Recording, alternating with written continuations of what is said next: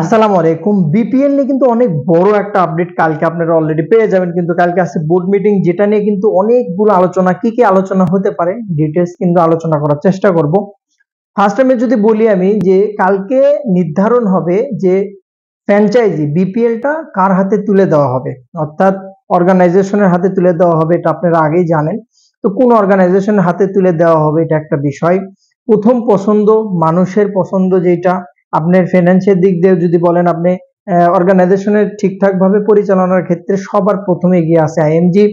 So মানুষের, বাংলাদেশের মানুষের চাওয়াও, সত্যিকার অর্থে যদি বিপিএল কে ভালো করতে চায়, বিপিএল এর মান বাড়াতে চায়, তো সত্যি আইএমজির বিকল্প নাই। কিন্তু বিসিবির এখানে টাকার লোভটা বেশি, একটা বেশি অঙ্কে, প্রায় 24 কোটি টাকার উপরে এরকম প্রস্তাব দেওয়া হয়েছে। কিন্তু অন্য অন্য যে ফ্র্যাঞ্চাইজি আছে আইপিজি থেকেও কিন্তু দেওয়া হয়েছে, এবং বলা চলে যে ইমপ্যাক্ট থেকেও কিন্তু দেওয়া হয়েছে, যে 24 কোটি টাকার একটা লোভনীয় কিন্তু একটা প্রস্তাব দেওয়া হয়েছে, যেটা কিন্তু রিয়েল ইমপ্যাক্ট থেকে কিন্তু দেওয়া হয়েছে।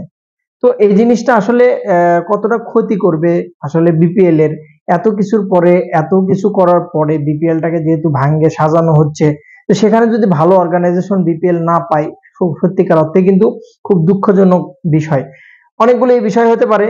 আগে ফ্র্যাঞ্চাইজির ভিত্তি মূল্য যেটা ছিল, বলা চলে যে 8 কোটি টাকা ছিল, এখন 8 কোটি টাকা পরিকল্পনা, যেটা আগে 3 কোটি টাকা ছিল।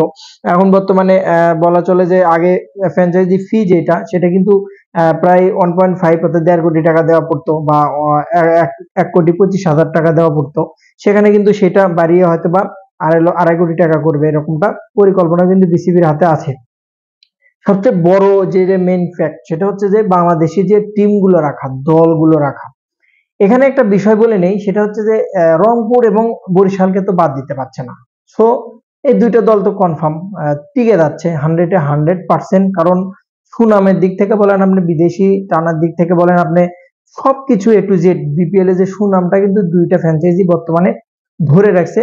কুমিল্লা যদি থাকতো হয়তো বা সেম কাজটা করতো, তারাও কিন্তু ভালো বিদেশি টানতে, এবং তাদের ফিনান্সিয়াল হিসেবেও কিন্তু যথেষ্ট মোটামুটি কুমিল্লা কিন্তু ভালো দিক ছিল, একটা ব্র্যান্ডে পরিণত হয়েছিল।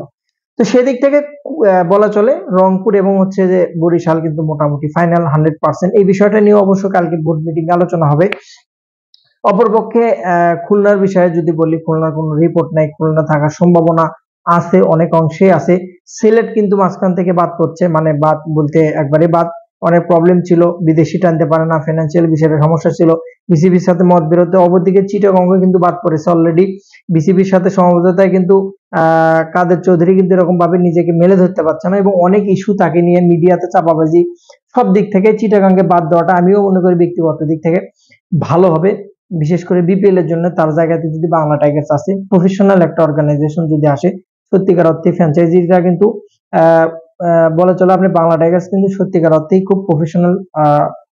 তারা বাইরের দেশে কিন্তু অনেক দিন যাবত ক্রিকেট পরিচালনা করছে, ফ্র্যাঞ্চাইজি চালাচ্ছে। তো সে চিটাগাং এর জায়গায় তাদের নিলে কিন্তু অনেকটাই বেটার হবে। রাজশাহীর বিষয়ে যদি বলি, রাজশাহীকে নিয়ে একটা গুঞ্জন চলছে। তবে হ্যাঁ, আপনাকে একটা ক্লিয়ার বার্তা দেই, সেটা হচ্ছে যে ঢাকা দল, যে ঢাকা যে টিম আছে, ঢাকার দল কিন্তু বাদ পড়বে না। আমি বলি যে মালিকানা চেঞ্জ হতে পারে, হয়তোবা শাকিব খান না থাকতে পারে, বা রিমাক হারলেন নাও থাকতে পারে, ওর জায়গায় কিন্তু ঢাকা কিন্তু বাংলাদেশের একটা সিটি। সো যে কোনো ভাবেই হোক, যে কোনো রকম ভাবেই হোক, আপনি বলেন যে বিসিবি কিন্তু অবশ্যই ঢাকাকে রাখবে, ঢাকাকে 100% রাখার চেষ্টা করবে। মালিকানা চেঞ্জ হোক, প্রবলেম নাই। কিন্তু এই যে ঢাকা ক্যাপিটাল কিন্তু একটা বিশাল একটা ফ্যান বেজ, একটা ক্রেজ আছে, যেটা কিন্তু মিরপুর মেইন মাঠ বাংলাদেশের ক্রিকেটের বলা চলে। তো সেই মাঠটার দর্শক প্রচুর পরিমাণে হয়, এবং ঢাকার যে দর্শকগুলো প্রায় শহরমুখী সব দর্শকগুলো কিন্তু সেখানেই থেকে থাকে। তো সেদিক থেকে ঢাকাকে কোনোভাবে কিন্তু বাদ পড়বে না, মালিকানা চেঞ্জ হওয়ার সম্ভাবনা আছে।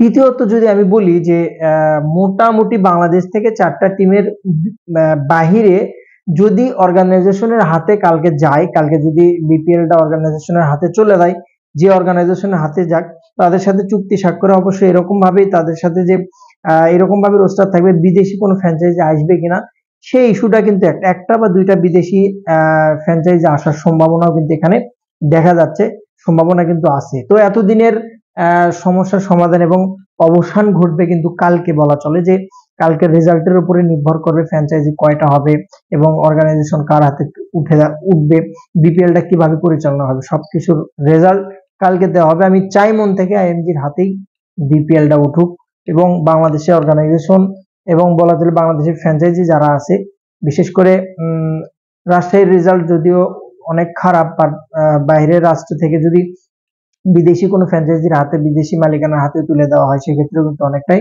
ভালো হবে। ঢাকার সাথে বিপিএল একটু খেলছে, তবে ঢাকাকে রাখবে, মালিকানা চেঞ্জ করে হয়তো বা। বেস্ট অফ লাক, কালকে জানাবো আপনাদের মেন আপডেট, টিম আপডেট। অবশ্যই সাথে থাকবেন। ভালো লাগলে ভিডিওটি সাবস্ক্রাইব করুন। সালাম আলাইকুম।